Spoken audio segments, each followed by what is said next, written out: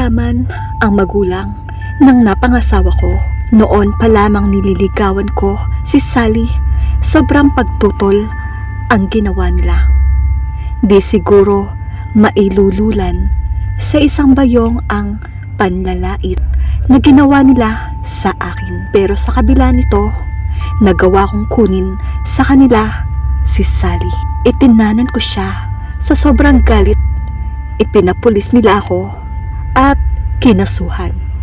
Pero hindi nagbago ang statement ng nobya ko. Usa siyang sumama sa akin at hindi ko kinidnap. Dahil nasa hustong gulang naman si Sally, nagpakasal kami. Bagamat kailangan pa rin ng consent ng kanyang mga magulang, wala na silang nagawa. Ordinaryong clerk lang ako sa opisinang pinapasukan ko, kaya maliit lang ang sahod ko. Ganoon pa man, kahit salat sa ibang pangangailangan, tahimik kami ni Sally na nabubuhay. Walang reklamo sa naging bahay niya si Sally. Kahit alam kong nahihirapan siya, kinaya niya ang mga gawaing bahay na dati ay hindi niya ginagawa. 6 na taon na ang anak namin ni Sally. Lingid sa akin ay bumibisita sa amin ang biyenan kong lalaki na nakita nito ang maselang katayuan ng aming bahay. Sinabi sa akin ng misis ko na hinihimok siya nito na iwan na ako para makaahon sa kahirapan. Pero tumanggi si Sally sa alok ng biyenan kong lalaki. Mabuti naman at hindi mo naisip samantalahin ang paghikayat sa iyo ng papa mo. Sabi ko sa misis ko, masaya naman ako sa piling mo. Bakit kita iiwan? Nakadama ko ng kasiyahan sa sinabi ni Sally. Ganon pa man, kinakabahan pa rin ako sa maaaring gawing hakbang ng aking biyanan. Minsan, sinabi sa akin ni Sally na pinangakuan daw ng papa niya ang aking anak na si Junior na ibibili ng TV. Nang dumalaw daw ito ay tinanong ang anak namin kung ano ang gusto nitong ibigay niya. Sinabi daw ni Junior na TV na lang daw kasi wala raw kaming TV at nakikipanood lang sa kapitbahay naming masungit. Nasaktan ang amor priyo ko sa nalaman ko. Hindi ko maaaring tanggapin ang ibibigay na TV ng papa mo. Wala naman sigurong masama kung tatanggapin natin. Kusang loob naman ang kanyang inaalok, Oscar. Kung bibili tayo ng TV, iyon ay galing sa bulsa ko at hindi sa papa mo. Hindi na umimik si Sally. Kinabukasan, uwi ko ang isang bagong TV sa bahay. Nagulat pa si Sally nang makita ito. Kumuha ka ng hulugan. Baka hindi mo kaya, Oscar, at mapasubo ka. Aniya sa akin. Kakayanin ko, Sally. Kahit doblehin ko ang aking overtime sa trabaho. Hindi lang iyon ang gamit na naipundar ko. Kung hindi, halos lahat ng mga maaaring kasangkapan sa bahay. Siguro naman ay wala nang masasabi ang papa mo. Ngayong kompleto na tayo, hindi ka na rin mahihirapan sa paglalaba dahil naibili na kita ng washing machine.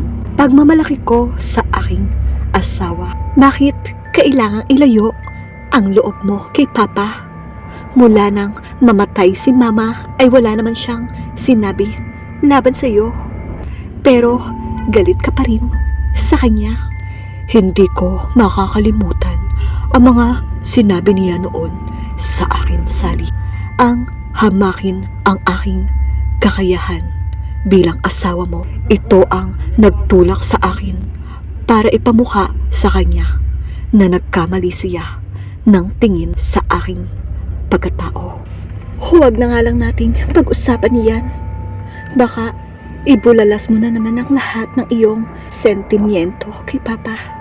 Dinalo ba niya si Junior? Hindi na. Labis kasi siyang naiilang sa iyo kapag pumupunta siya dito. Ni hindi mo man lang daw siya kinikibo at kinakausap man lang. Hindi ko naman siya pinagbabawalan na pumunta dito. Kung hindi ko man siya kausapin, sarili ko na lang na desisyon iyon. Ewan ko, pero sumobra na yata ang taas ng aking pride. Naitaas ko na kasi ng unti-unti ang aking sarili. Ibig kong gumanti. Hindi ko dinatnan si Junior sa bahay na minsang umuwi ako nang usisain ko si Sally. Nalaman ko sa kanya na ipinasyal daw ang anak namin ng biyenan kong lalaki. Ikinagalit ko ito. Sinisi ko si Sally. Ano naman ang masama doon? Lolo naman niya si Papa. At naglalambing lang naman ang anak mo na ibili ito ng laruan. Kumukulo ang dugo ko. Pero nagsawalang kibo muna ako. Hinantay kong makauwi si Junior. Tinawag ko ang aking anak, sabay hugot ko sa aking sinturon. Gusto kong ipakita at ipadinig sa aking biyanan na hindi ko gusto ang ginawa ni Junior na paglalambing sa kanya. Hindi mo sinabi sa akin na gusto mo pala ng laruan. Hindi ko na hinintay na makasagot ang anak ko. Binanatan ko na agad siya ng palo sa mismong harapan ng aking biyanan. Napaiyak sa sakit si Junior. Mula ngayon, kung gusto mo ng laruan, sa akin mo sasabihin, maliwanag. Kaya kitang ibili ng kahit anong laruan. Magsabi ka lamang. Sigaw ko, nasulyapan kong agad lumabas ng aming bahay ang biyanan kong lalaki. Alam kong galit siya sa ginawa ko sa aking anak. Pero bahagi iyon ng plano kong pagpapahiya sa kanya at pananakit ng kalooban. Ito naman ang pinagmulan ng aming pagtatalo ni Sally. Maging siya'y nasaktan at hindi nagustuhan ang aking ginawa sa harap ng kanyang magulang. Huwag mo akong questionin sa ginagawa ko, Sally. Ayoko lang na nag-aasal pulubi ang anak mo sa papa mo. Masyado kang nagiging palalo, Oscar. Noong una ay inuunawa kita. Pero parang sumosobra na yata ang ginagawa mo. Sukto lang, masaktan mo na ang ating anak. Hindi ko na pinalawig ang aming pag-aaway. Minabuti kong lumabas na lamang ng bahay para magpalamig ako ng ulo. Parang sinwerte naman ako sa aking trabaho. Hindi lamang ako na-promote, tumaas din ang aking sweldo. Nakabili kami ng bahay sa isang subdivision. Naikuha ko ang anak ko ng educational plan. Kinakasihan yata tayo ng swerte. Ani Sally, nang malaman na muli akong nataas ng posisyon sa opisinang. Hindi swerte lang yon, Sally. May kasamang sipag at tiyaga ang naging puhunan ko para mula sa ibaba ay umakyat ako sa aking kinalalagyan ngayon. Tugon ko. Mula nang hiyain ko ang aking biyanang lalaki ay tagal ko na rin siyang hindi nakikita. Pero isang gabi, hindi ko inaasahang magtatagpo kami sa isang parking lot kung saan nakaparada ang aking kotse. Oscar, tawag niya sa akin. Paglingon ko, nakita kong nakangiti sa akin ang aking biyanan. Nabakas ko sa kanyang anyo ang kaaliwasan ng kanyang mukha at niwala itong bahid na hinanakit sa akin. Bakit ho? Mahinang tugon ko. Hindi siya kumibo, sa halip ay bigla niya akong niyakap at tinapik sa likod. Nagulat ako sa kanyang gesture na iyon, kung saan hindi rin ako nakaiwas. I'm sorry, iho, sa mga naging pagkutya ko sa'yo noon. I'm very proud of you. Napatunayan mo sa akin na mali kami ng asawa ko sa paghuhusga sa'yo. maligaya akong babaunin ang katotohanang nasa mabuting kamay ang aking anak at apo. Hindi na ako nakainik, maging nang umalis na siya ay nanatili akong walang kibo. Pag uwi ko ng bahay, dinatnan kong umiiyak si Sally. Mugto na ang mga mata kung saan senyales lamang na matagal na siyang umiiyak. Bakit? Siguro matutuwa ka na ngayon. Tugon niya. Anong dapat kong ikatuwa? Wala na ang taong kinagagalitan mo. Aniya, sabay hagulgol ng iyak.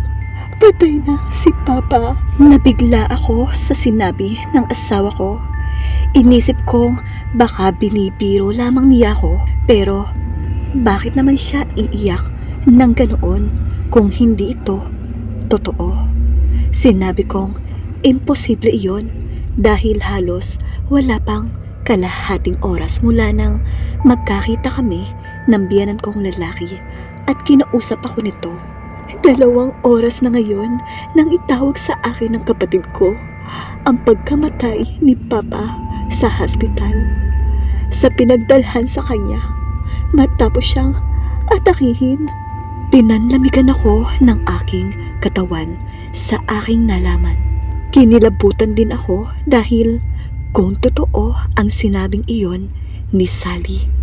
Nang makatagpo kami ng biyanan ko ay mahigit 1 oras at kalahati na itong binawian ng buhay. Noon ko rin na-realize ang mga sinabing kataga sa akin ng aking biyanan. Tila isa itong pahimakas na siya ay mawawala na o aalis na. Sa burol ng biyanan ko, napagmasdan ko ang pagiging aliwalas ng kanyang mukha. Lungkot ang namayani sa aking puso. Hindi ko rin napigil na may malaglag na luha habang iniisip ko ang yakap niya sa akin at pagtapik sa likod ko. Hindi ako natutuwa dahil nanalo ako sa iyo. Naibulong ko sa aking sarili. Hindi rin ako dapat magalit. Nakamit ko ang lahat ng tagumpay sanhi ng pangmamalit mo sa akin. Challenge ito, umusal muna ako ng panalangin at iginawad ko ang pagpapatawad sa kanya na hindi ko man lang nasabi. Kapag naaalala ko ang biyanan kong lalaki at sumasagi sa isip ko ang yakap niya sa akin, napapangiti na lamang ako. Nagawa pa niyang ipaabot ang kanyang tunay na nadarama sa akin na nagpahupa sa hinanakit na aking kalooban.